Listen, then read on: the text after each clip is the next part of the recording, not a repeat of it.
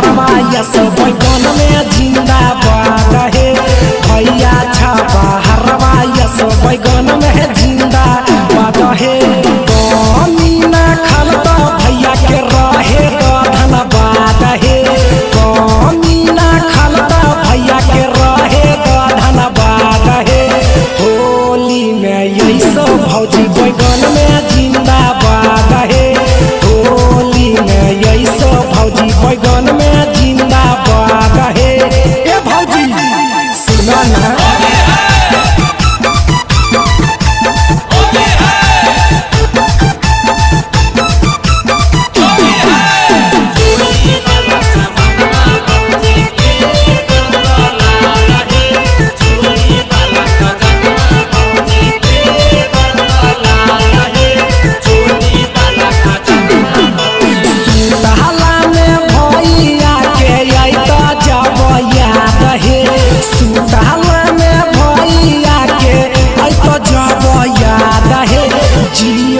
बैगनमा भौजी के राखी है याद है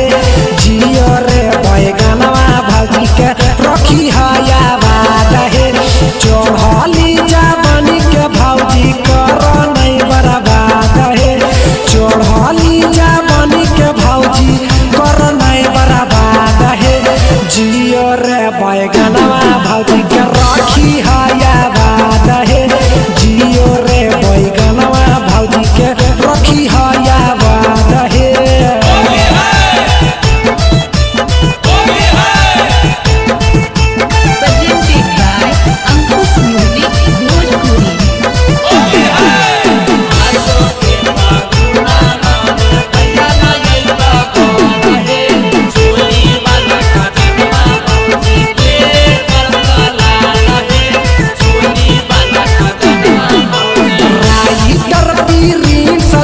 के कहल माना बात है राइटर प्रिंस रंजित के कहल माना बात है फागुन में छिड़िया न भौजी बैगन के साथ है फागुन में छिड़िया न भौजी बैगन में के साथ है भोर होली लिया है भौजी ओकर साबाद है भोर होली लिया है भौजी ओकर भैया छापा हरवा यस बैगन में जिंदा